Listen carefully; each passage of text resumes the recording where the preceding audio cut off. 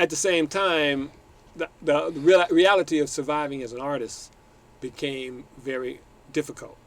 And around that time, I think I read something in the National Endowment for the Arts circular that they put out that mentioned that maybe jazz artists should think about incorporating themselves like dance companies or symphonies or opera companies, you know, or theater companies. So I decided to incorporate and become a nonprofit organization of Idris Ackamoor and Cultural Odyssey. And up to that time, going to Africa, being in Africa, I was very much drawn to the whole concept of interdisciplinary performance.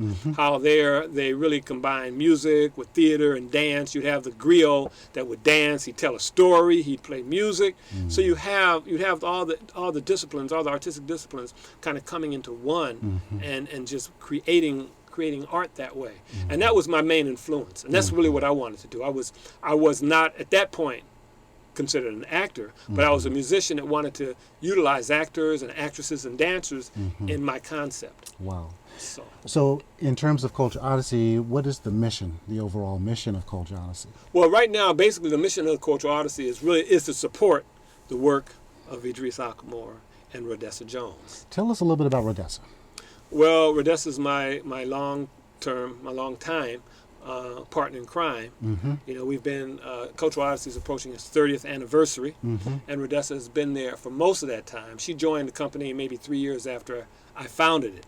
I founded it in 1979, and she came on board in about maybe 82, 83, around that. Even though in 81 we were connecting, and she was performing as one of the dancer actresses with the ensemble. Wow. But she became an official member, I think, in about 83.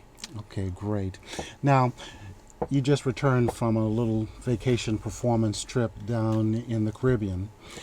Where did you go, and what was that like in just a few moments? Then we'll talk about what's going to happen with the festival this year.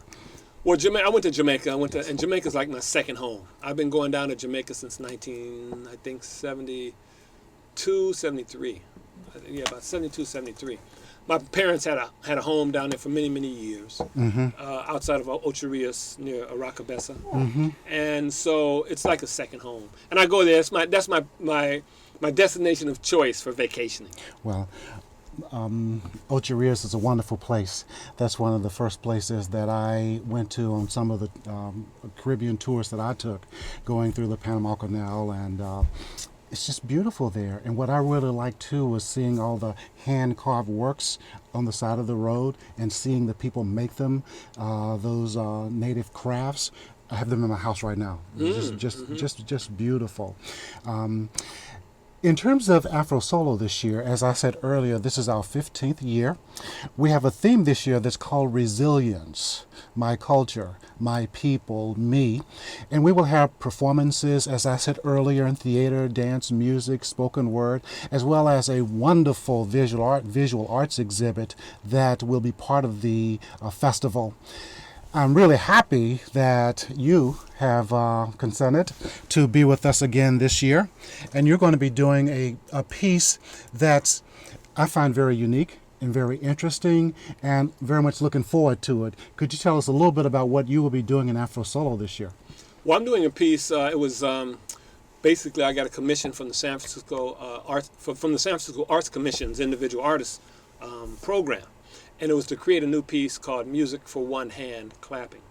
And basically, when you mention resilience, the piece is really about resilience. It's about people and artists that have overcome great obstacles to continue to flourish. Not only flourish, but to innovate and excel. And so Music for One Hand Clapping is really... But that's kind of like what wraps it all around is the whole concept of really a coming of age story. You know, it talks a lot about my coming of age as an artist and the obstacles that I had to go through, the obstacles of that my upbringing, other obstacles that I'll talk about in the piece. But it's also a reflection of my life, but it also is a homage to other artists that have overcome obstacles, like Peg Leg Bates, who I really admire, who was one of the most famous and most incredibly talented one-leg tap dancers. You know, when someone normally says, well, a one-leg tap dancer, for people that don't know, that sounds like, you know, What? what would that be about? I mean, how can that even be? Yes. But he wasn't number one. It wasn't a sideshow and it wasn't a joke. Peg Leg Bates danced more on one leg than most dancers dance with two. Fabulous. You know, and so that's you know, he's definitely one of the people I'm paying homage to. Then of course there was the great guitarist Django Reinhardt, who also was an innovator and considered one of the basically one of the most creative guitarists in jazz. But his story is also very unique. What he had to overcome in order to excel despite certain limitations. And I find that really the most exciting about the piece is how do you work around these limitations and turn a limitation into an asset. You know, and I think that to a large degree that is really, you know, is the story of the African American even here in America. You know, how we took the limitation and the disability of slavery, you know, and overcame despite really these obstacles, these terrible odds. You know, maybe a lot of this was overcoming it spiritually, overcoming it mentally, and even sometimes physically. But in many instances, a lot of the people that I'm paying homage to have had to deal with very real and very difficult physical disabilities. And who's the third one?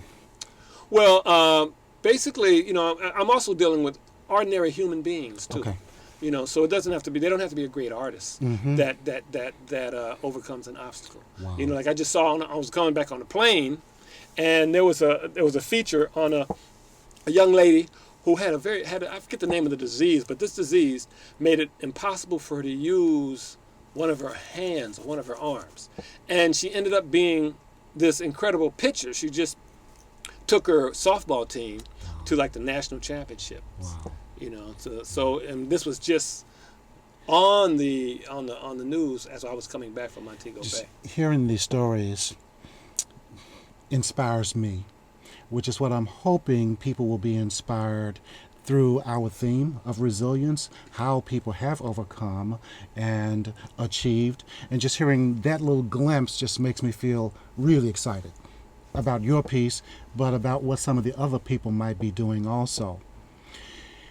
As you've done extensive traveling, you know, around the world, you've seen the arts from the four corners, if we want to say square, or just around the whole globe.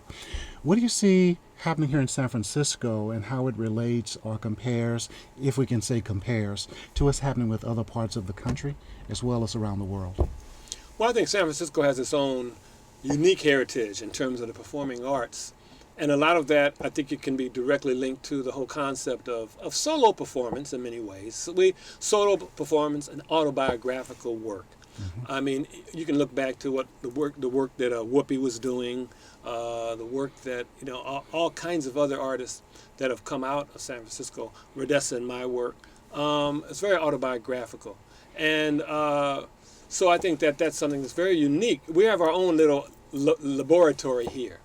That's one of the good things, is that we aren't influenced so much from New York and LA. So, you know, we have our own unique thing here in San Francisco. That's great. I want to thank you for being here. We could talk so much more because you have so much to give, share, and offer to all of us. I'd like to thank you for sharing this AfroSolo TV event with us, and I look forward to seeing you the next time. Thank you. Good night.